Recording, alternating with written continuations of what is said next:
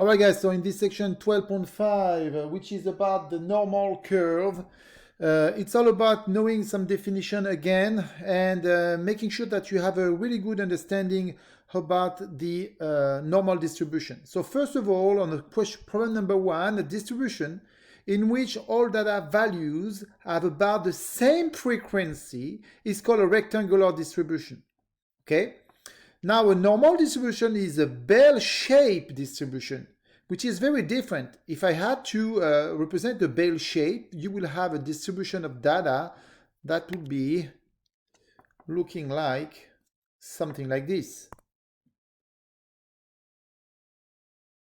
Right here, we have a bell-shaped distribution. Now, on the problem number 6, a measure of how far in terms of standard deviations a given data value is from the mean is called a Z-score or a standard score.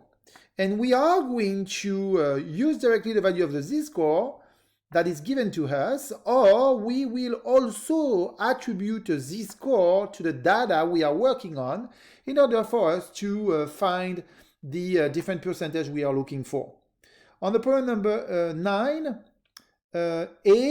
approximately 68% of the data lie within plus or minus 1 standard deviation, when it's 95% of the data lie within plus or minus 2 standard deviation of the mean. Finally, if you are at plus or minus 3 standard deviation of the mean, 99.7% of the data will lie inside of this. Now, number 18. On the number 18, the height of sample of high school senior where are an equal number of male and female is called B model.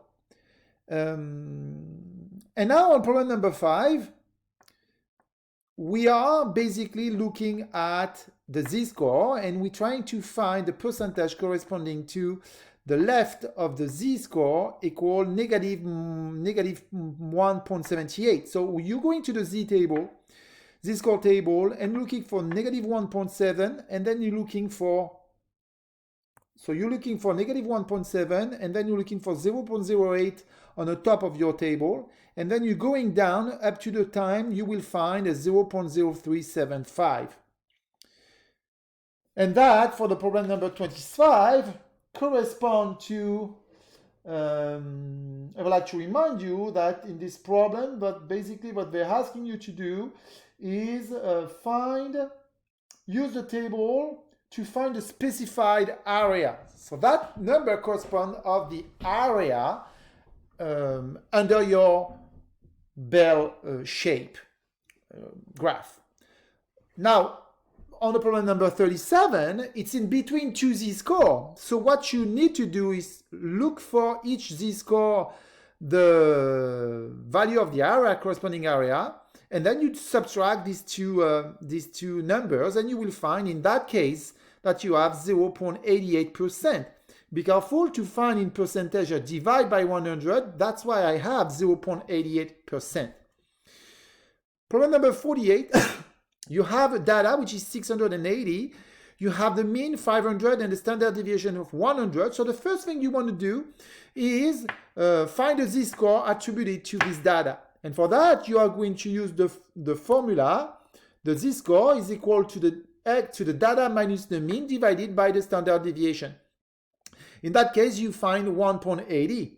From the Z-score table, you will find that 1.80 corresponds to 96.41%, but that corresponds to the number of students who have a score below or equal 680. And if you look at the question, you will see that the question is, what is the number of students? What is the percentage of students who have above 680? And for that, the only thing that you need to do is subtract 100% to subtract 96.41% to 100, and you will find that there is only 3.59% of students who have a score above 680.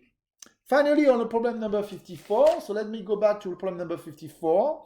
We have a vending machine is designed to dispense a mean of 7.6 ounces of coffee. So we have a mean, and I'm going to use my, we have a mean of 7.6 ounces of coffee into a 8 ounces cup. So we have a cup of 8 ounces, and I don't like to do the Z this way, so I'm going to do the Z the way I'm used to, which is like this, cursive Z, I guess.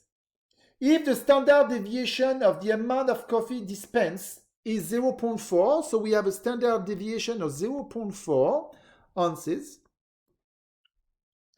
and the amount is normally distributed, meaning that we're having a bell shape, so normally